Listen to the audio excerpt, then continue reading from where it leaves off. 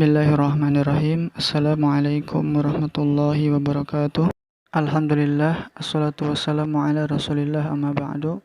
Selamat pagi anak-anakku level 4. Bagaimana kabarnya hari ini? Semoga sehat selalu dan semangat dalam menjalankan ibadah puasanya. Semoga Allah mudahkan kita semua dalam pembelajaran pada pagi hari ini. Pelajaran hari ini, pelajaran ke-13 tentang kisah keteladanan Nabi Harun alaihissalam dan Nabi Musa alaihissalam. Kalian bisa buka di halaman 141. Oke, jika sudah dibuka, before we study, let's say basmalah. Bismillahirrahmanirrahim. Langsung saja yang pertama kisah Nabi Harun alaihissalam. Nabi Harun alaihissalam adalah kakak kandung dari Nabi Musa alaihissalam. Mereka berdua menyampaikan dakwah kepada Firaun yang mengaku sebagai Tuhan dan menindas Bani Israel. Nabi Harun kemudian diangkat menjadi Rasul untuk mendampingi Nabi Musa di dalam berdakwah. Suatu ketika Nabi Musa alaihissalam pergi ke Gunung Sinai untuk menerima wahyu, dan Nabi Harun alaihissalam memimpin Bani Israel.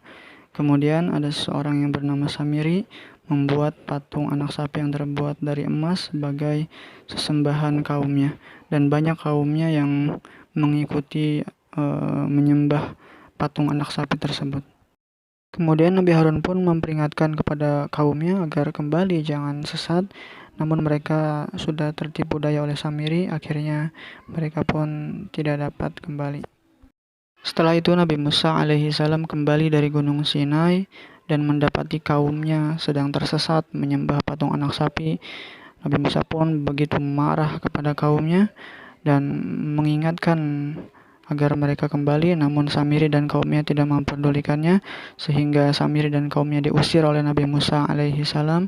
Kemudian sembahannya pun dihancurkan. Di dalam berdakwah, Nabi Musa alaihissalam dibekali oleh Allah Subhanahu wa Ta'ala dengan kitab Taurat dan juga ditemani oleh Nabi Harun alaihissalam. Mereka berdua berdakwah untuk menyebarkan ajaran menyembah Allah Subhanahu wa Ta'ala. Baiklah, terakhir kita akan belajar keteladanan Nabi Harun alaihissalam. Yang pertama, dia itu sangat fasih dalam berbicara, kemudian juga mempunyai sifat yang lemah lembut dan juga pendiriannya yang kuat.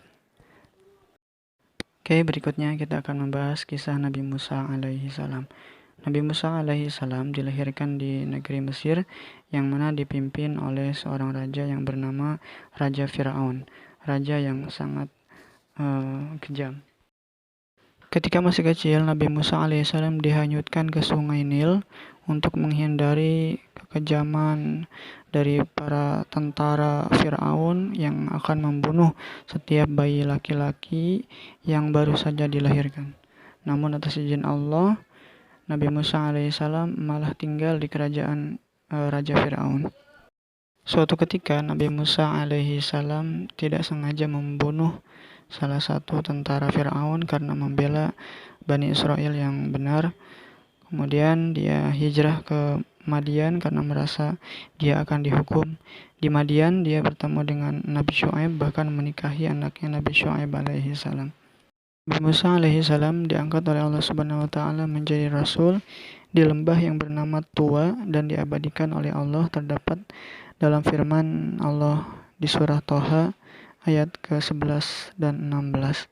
Mulai saat itu Nabi Musa alaihissalam diangkat oleh Allah menjadi Rasul, diutus untuk menyebarkan ajaran yang benar, yaitu menyembah Allah Subhanahu wa Ta'ala. Di antara mukjizat Nabi Musa alaihissalam ialah tongkatnya bisa berubah menjadi ular, tongkatnya dapat membelah laut merah dan sinar putih yang keluar dari kedua telapak tangannya. Terakhir yaitu keteladanan Nabi Musa alaihissalam. Yang pertama, dia patuh, pemberani, iman yang kuat, dan gigih serta pantang menyerah. Itulah keteladanan Nabi Musa alaihissalam.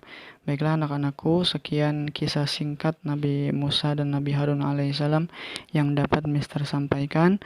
Semoga kalian dapat mengambil manfaatnya. Untuk tugas selanjutnya silahkan kalian kerjakan di halaman 148, 149 latihan soal pelajaran 13 bagian A dan B saja. Kalau sudah, difoto dan dikirim ke nomor Mister. Baiklah, Mister akhiri. Wassalamualaikum warahmatullahi wabarakatuh.